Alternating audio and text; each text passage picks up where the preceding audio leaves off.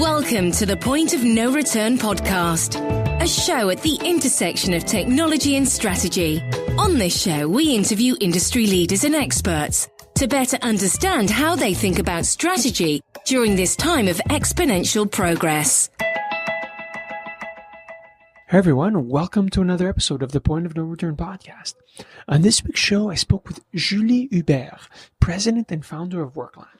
Julie is an extraordinary woman who took the big leap of faith to start her own company.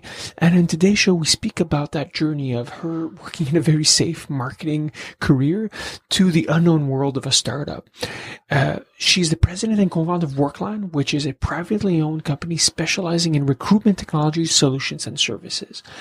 They built a product called Atlas, which is a SaaS platform dedicated to matching talented professionals and pre-qualified employers looking to hire. It's powered by AI. It has a science-backed matching system, and they're trying to supercharge recruitment productivity to reduce costs and time to hire. She comes from a family of entrepreneurs, and she had always dreamed of starting her own company. And we really talk about, that opportunity to create this technology to transform job search and recruitment, and how she quit her prestigious job in marketing to pursue an entrepreneurial project. We spoke about how she went from this world of marketing and all of its perks to starting her own company. We spoke about her biggest challenges when she was in startup mode, how Workland uses machine learning to match candidates to potential employers, her strategy, her approach to strategy, and her thoughts on something called emergent strategy, her thoughts about growth and how she approaches funding. And then finally, we capped off with the future of the HR tech space. Julie's built really an impressive company here in Montreal in a very competitive space. I learned a ton, and I think that you'll enjoy the show. Thanks. Julie, thanks for being in the show. My pleasure. My pleasure. I appreciate your time. I find, by going through your background, I find you have a very interesting and eclectic background. I guess my first question would be how did you move from the marketing world to starting your own company? Well, actually, it was quite an irrational move at the time. Well, for everybody that knew me, when I decided to launch an HR IT company with absolutely no experience in the matter. I like to say that I'm a born entrepreneur. I think probably before I was 10, I dreamed of being a president. I have no idea why. It just things that I guess my environment at the time with my parents really talked to me. They were both entrepreneurs. But life got me to start a career in marketing, and I'm a very creative person, so marketing and business really talked to me. And so I escalated my career one step at a time, got awesome jobs, huge budgets. And after I had done absolutely everything that you can humanly think of in marketing, I said, well, what's next? I need something else. And so I started looking like everybody else for a new job, a new project. And it's while I was actually looking for a job, had a great background, super education, absolutely amazing references. And I got stuck in the system like so many other people. And after probably what was like 60, 70 interviews, psychometric testing, and everything, after weeks and sometimes months of work, everything would flop at the end. At one point, I just said, oh my God, it can't be this complicated to change jobs. And if it's hard for me, I can only imagine how hard it is for people who don't have all that background, all that education. So I decided at that moment, it was my haha moment, and I said, I am going to find a way to bring technology at the rescue of job hunters, and I'm going to launch an HR IT company with no background. I don't care. I'm going to figure out a way how to do it. And I think that's really what talked to people from the start, is the fact that I started it from a candidate point of view and not about how do I get money out of companies who need to recruit. And that's how Workland was founded. Yeah, I love it. It sounds like such a great entrepreneur story, right? Like, what led you to want to change career? Because you seem to like work in these really senior executive positions. And then was it as you were searching for your next, let's say, role within a company that you came up with the idea, or had you set out to start your own thing? How did it happen exactly?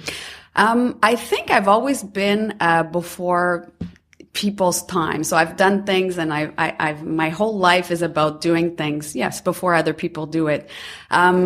For me, after 3 years, if I didn't have a new challenge, if I didn't have something else that would take me to the next level, I got the itch to want to leave. And this is why, after 3 or 5 years max, I would, look for that big next thing. For me, I think tomorrow, it's already started to be like that, but I think people today, if you don't give them something else after a couple of years, they will end up leaving. And I think maybe in 5 years, 10 years, just these 3 years kind of stays within companies is going to be the norm. I think lifetime employment and 15 years in the same company, it's still going to happen.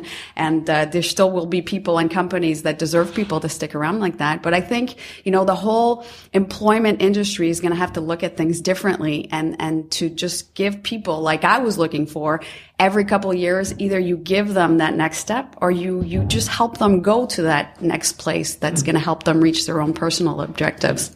I really want to dive into Workland, but before getting too deep, I wanted to know what lessons you learned from your previous career that was applicable. Obviously, you said, I have no background in HR or IT and I'm going to start a company in this field. But what from your previous experience you found was most useful in your transition to starting and founding your own company? It's funny. I do have a funny anecdote. When I left, I was in my early 30s when I started my company.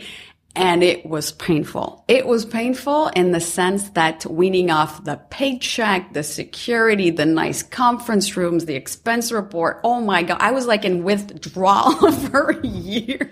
Well, maybe not years, but at least a couple months. And I told myself, gosh, why didn't you just jump in after school? You get out of school, and everybody who's gotten, education, you come out of school and you're like in your 20s and you're like, yeah, I can do anything. And you're like a little bull and, you're not aware of all the worries that you should have. So you just dive in, and I'm like, I should have left. It wouldn't have been this painful. But in hindsight, my 12 years of experience in industry really saved my company, probably prevented me from doing very rookie mistakes. And just, business is business, whether you have or you work in a huge company with 1,000 employees or whether you have 6 or 7, there's some concepts that are just, the norm, and you can apply them at different scales and at different timing. So, I would say that it's really the business concepts that, you learn in a traditional company that I was able to bring to my company.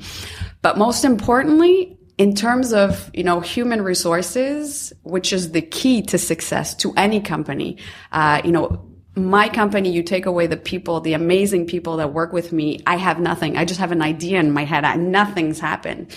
So I really learned in the different companies that I worked in what not to do with your employees, how to, be a great boss. And I took all those bad examples and I said, I'm never going to treat my people like that. But obviously, I also had some great experiences of bosses I've had through the years. And I said, that's what I'm going to do with my people.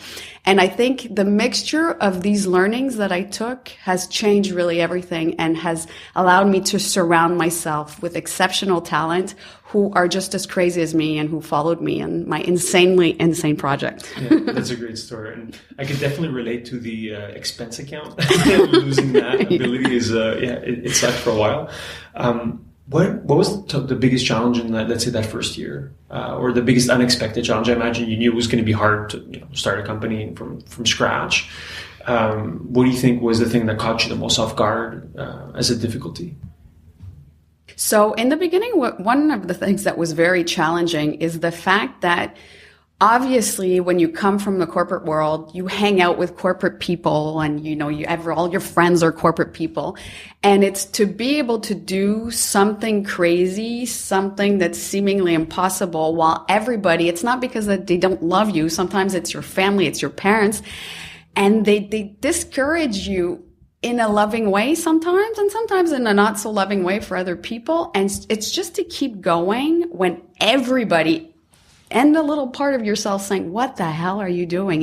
You should go back in the box. It's comfortable in the box, and everybody points to the box, and it's to keep that fire to say no, and that's why I always say to people, it's great to have a good idea, but you have to be passionate. Your idea needs to kind of take over you, and be bigger than you, because if you're just chasing money or, huge success, in the times where you're most discouraged, it'll be hard to just keep on walking and setting one foot in front of the other. So I think that's very challenging in the early times. And you just, my recommendation is just get away from people. And, at one point it was so cute. My mother, my, 70-year-old mother's like, Julie, go back and they're going to give you your job back if you go. And I'm like, Mom, I don't want to go back in the box.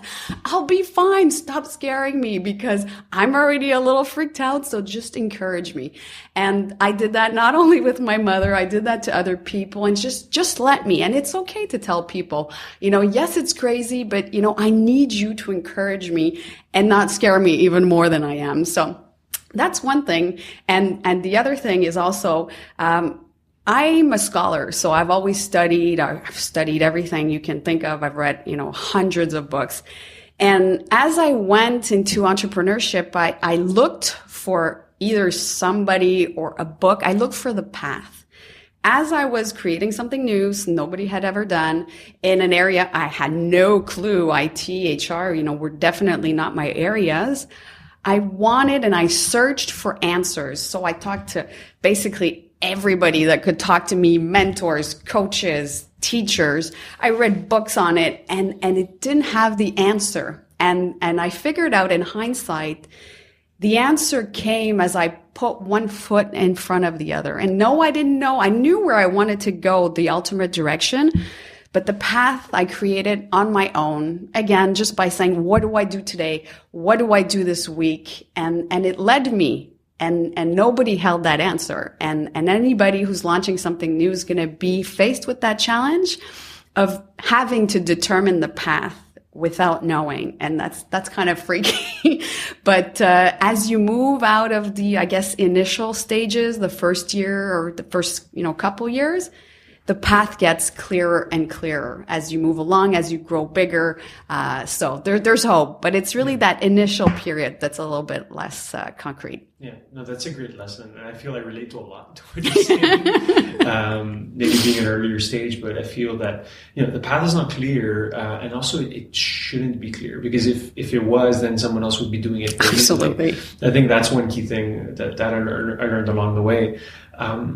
And yeah, so to dive into Workland a little bit, because I find the premise of an outsider coming in and trying to disrupt an industry being a very powerful story. But maybe to simply explain, what does Workland do? So basically, Workland, we've developed an intelligent talent acquisition platform, which basically automates most of the work involved in recruitment. So automation of diffusion, of filtering of candidacies, and matching candidates with opportunities from employers. And we really track the process from beginning to end. What's really changing the industry majorly in terms of recruitment, and not only from the employer side, but from the candidate side, is just the thousands of sites that are out there. People don't know where to go, where to find each other. And it's the parallel with dating is not that far-fetched. When you're looking for that job where you're going to be happy with your conditions, with your boss, there's all these factors that come in.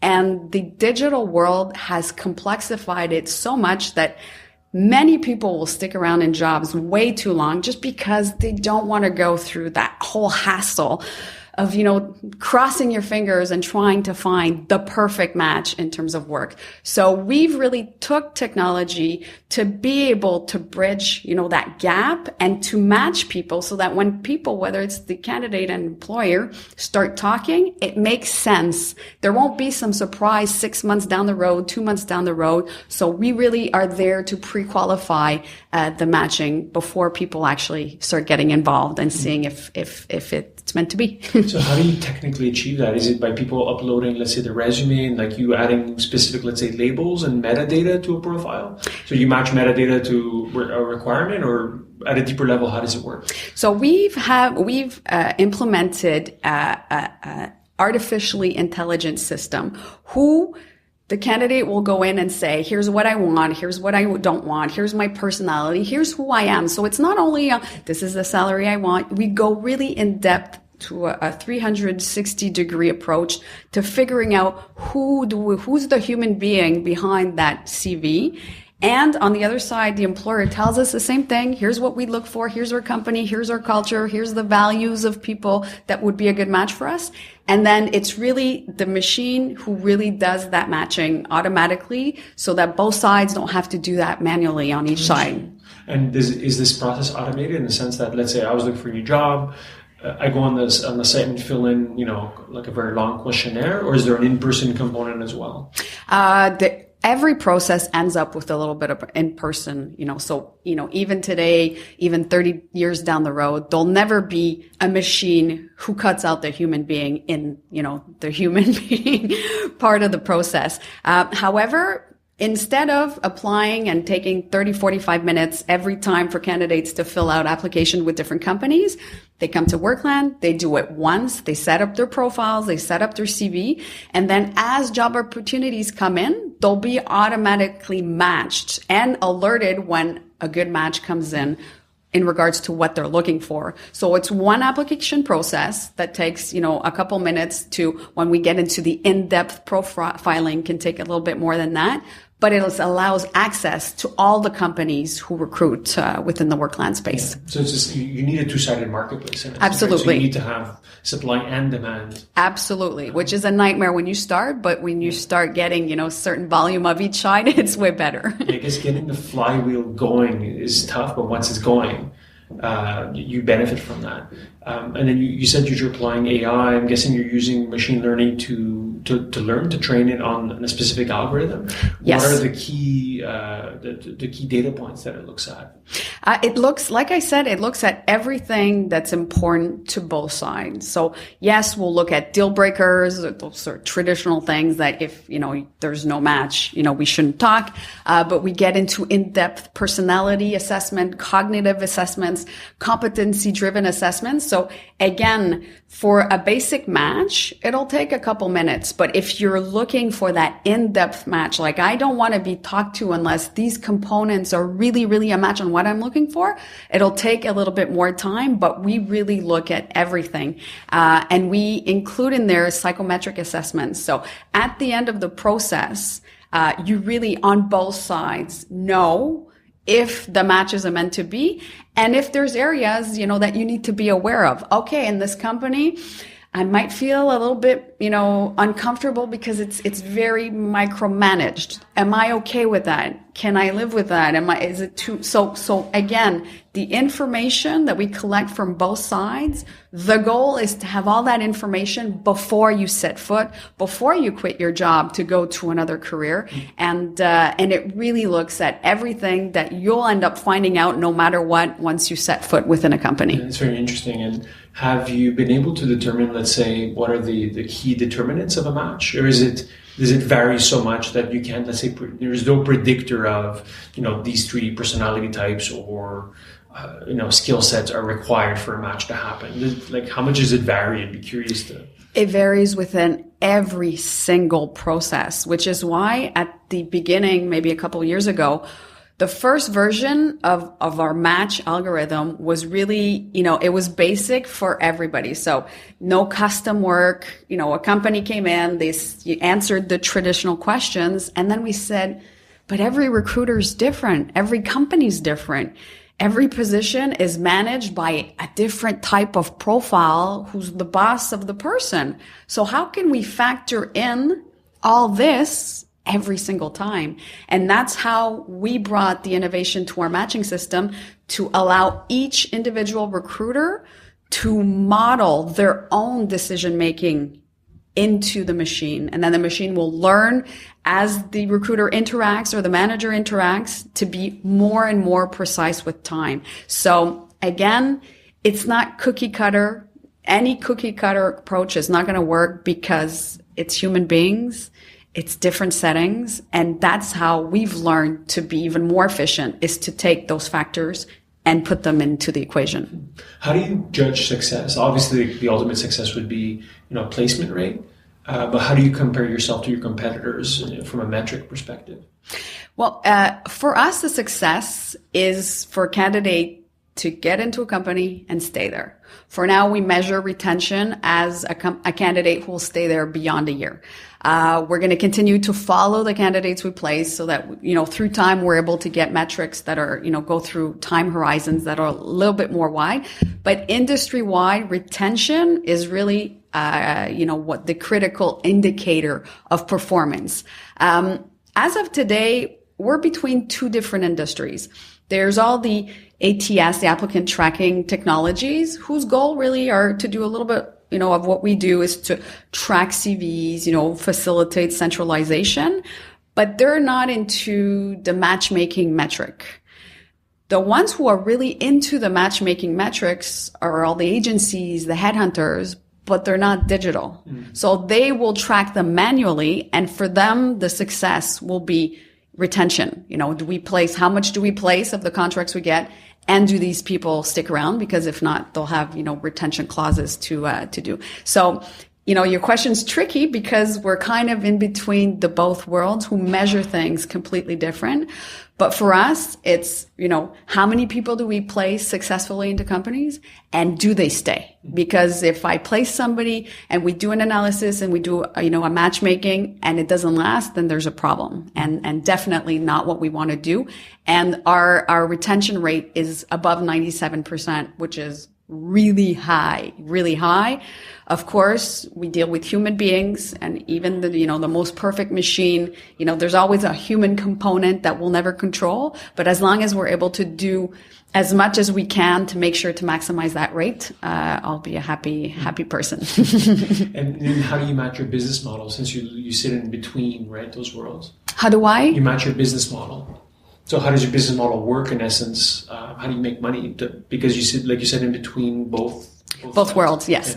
Yeah. We really have two business units. And it's funny because a lot of younger companies come to me and they say, you know what, I have this technology, but I have to do service. And, that sucks because service is not scalable. Totally agree.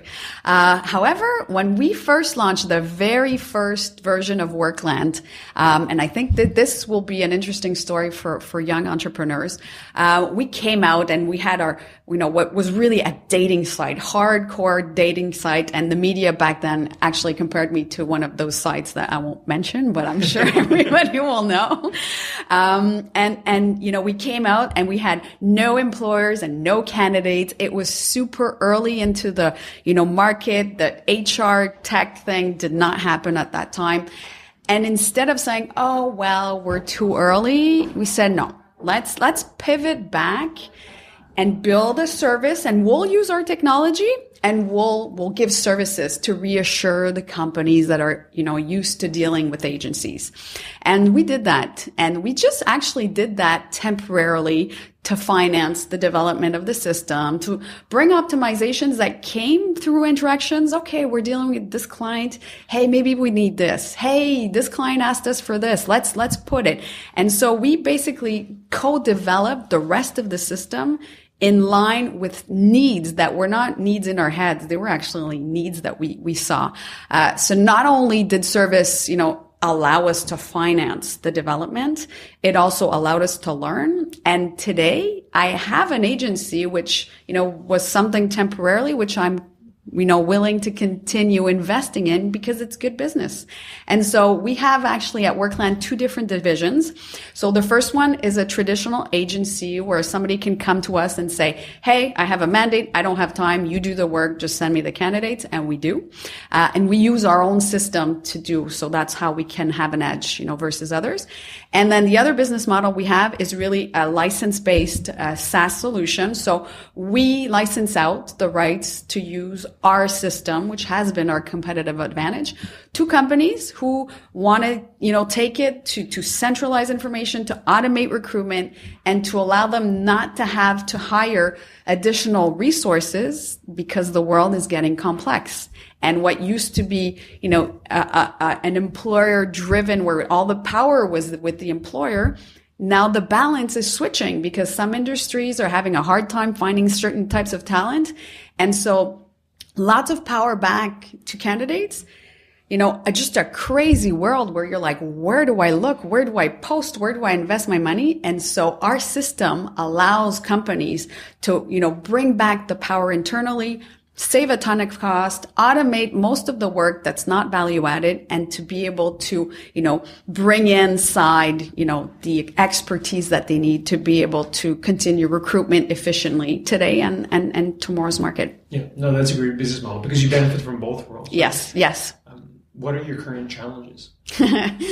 Lots of challenges. There's lots of challenges. I think the world, again, and I don't think HR is the only industry, the HR tech space is getting very busy. There's companies that are out there, probably started working a couple months ago. In a month, they'll have a system, a piece of the solution, probably some hot technology. And so we're all a bunch of companies, and now recruiters and companies don't know where to go. They don't know where to go because there's too many options. There's too many people knocking at the door, and HR people are human based. So, for them, looking at it from a tech point of view, it's even, less natural because it's not something that was there, even 3 or 5 years ago. So one of the challenges is that the industry is going to consolidate. And I've seen it. I've lived it myself. At one point, I had a big portion of the solution, but I didn't have all the solution that my client needed. So what I'm doing is building an ecosystem in response to this challenge that we have that, I can't meet all the needs of my customer.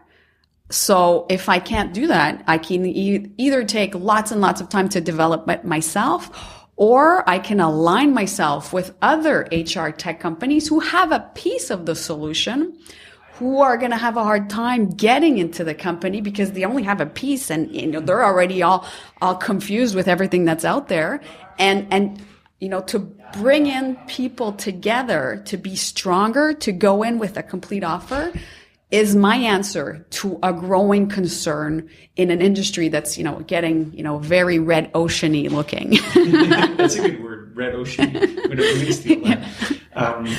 How do you think about strategy for Workland? How do you go about creating it or setting it at a high level? Strategy for me stems from my vision, and through the years, I started in 2011, so it's starting to be, the haha moment was 2011. One of the things that never changed is my vision. And still today, that ecosystem vision, that platform where, all the actors interact in one space together, competitors, complementary solutions, candidate, employees, agents. I had that day one. That's what's been driving strategy that has evolved throughout the years. Once a year, I'll sit down, I'll revise my strategic plan. I always do it when I'm totally out of my space, on vacation, away, probably 1 or 2 weeks into, the trip, because, when you have your nose stuck on things and everything's, moving and you're working on, operations, and it's hard to just get your head out and say, okay, this morning, I'm going to work on strategy. It's hard. And as businesses grow, as you go from 4 to 5 people to 8, 10 to 15, 20, oh my God, it just gets harder and harder because, you just get caught up into day-to-day stuff. So for me, it's about sitting down and just saying, okay, I'll review what I thought would happen. Did it happen?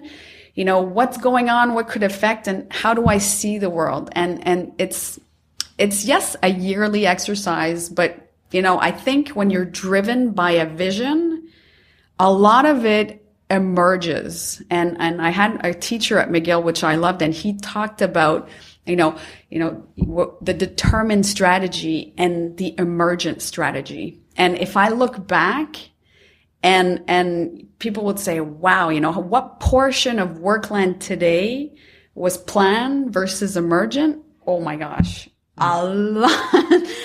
I would say probably a good 60% of what we are today, if not a little bit more, just emerged out of us posing those daily actions, reacting to a competitor, reacting to, an issue we have with commercialization or, a customer request that, oh my God, that's an awesome idea.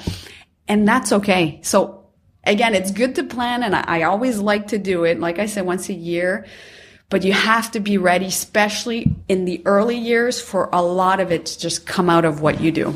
Yeah, you raised quite a few good points. I think particularly the one that I think resonated with me was the concept of extricating yourself from operations and having to work on strategy. Like the analogy someone, an old boss told me was, you have to, you're working in the business, but you have to also take some time to work on the business. Which I find very apropos, because if you're in the day-to-day, you're in the trenches, you have to find the time to kind of take a step back on an offsite or on a holiday to think about it. And then the notion that I very much believe in is, the question of being adaptable to strategy. Just setting it at the beginning of the year or like in early days, but then you have to change based on market conditions, right? So, the notion of being agile, for instance, is one that I find is very important. Right now, how would you characterize your current, let's say, growth priorities? Like, what are you focusing on for growth? I was having, I'll answer with a little anecdote. I was having a lunch with Alain Lemaire, which is one of the founders, the younger brother of the founders of Cascade, which is, huge success, as we know. And I was talking about growth, and I'm at the heart of myself. I'm a kind of impatient person, and I always saw, my company as a plant. And, many times I'm like, Ma, can't you just grow faster? Grow faster, you plant. And you can't do that. So, I've had to harness my patience through the years. And so I was talking with Alain about that, and he said, you know what? I showed him my numbers, and he's like, you know what? In the first years of Cascade, our numbers looked exactly like that. And it took us a couple of years before we started making money. And he says the biggest mistake you can do is grow too fast. You need to be there. And yes, it would be nice for you to have an office in New York and in Toronto, and then you would disappear and your employees wouldn't see you. And you're still very much at the heart of what they believe in. And it would change things prematurely. He says, just take time to enjoy the ride and grow in a controlled way where you're able to answer your customers, you're able to meet their needs instead of, chasing that big, quick dream where you're maybe, not doing all the things, whether it's internal with your employees or external with your customers. So I'm like, that's interesting, because that is my strategy today. We decided to go a little bit against the current and to self-fund the company, mostly through sales. Was it slower? Yes. Could I have gotten millions of dollars to fast track? Yes. We decided to keep the control of the company, to do it slower. But today we're profitable. And so we're building on positive instead of chasing, that bottom line or that day where we'll finally be making money. So for us, growth in the next year will be a controlled growth, as we're doing, and we're doing phenomenal. And I'm very proud of my team to be able to set the base in, 2 or 3 years for that really accelerated growth, which will be on a really solid base and allow us to get to where we want to go without going, a little too fast and having the negative consequences from that. Yeah, there's some very good wisdom, right? Instead of trying to build something and flip it quickly, well, you build a clock, right? Which is the analogy I like to use, where it takes time, but there's a lot more pérennité. It's a much more long-standing and surviving entity. How do you look at your industry right now in terms of what is happening in the industry that you think no one is talking about? No one is talking about many things, but the whole HR space is in complete revolution. For the first time, like I mentioned, very positive companies, recruiters, they know they have to turn and look at technologies. They have to, because the big data that's generated with the process is going and is humanly undigestible. And it's just the problem's just going to grow through time. So definitely that's something that's changing. And also there's an old industry that's under revolution, the whole staffing, recruitment, headhunting, all that traditional work was based on networks. So the headhunter had 20,000 contacts. It was their contacts and they could tap into them. So companies, well, I need an accountant. I need to go to him. He's got the contacts. But now platforms like Facebook, LinkedIn connect the whole world together. So there has to be a shift. Whether you're in service or whether you have a technology, everything's changing. And the tech space of HR is already modeled to adapt, to evolve, to be agile. The service-based has been around for forever. It's been around for years and years. That one is not changing as fast as it should, and it will have to. So there'll be a new way to recruit. I think, and I say to people sometimes, come, get on board with Workland because whether you're a candidate, you're a company, you're helping us create the future of recruitment because today we don't know what that future will be because everything's moving.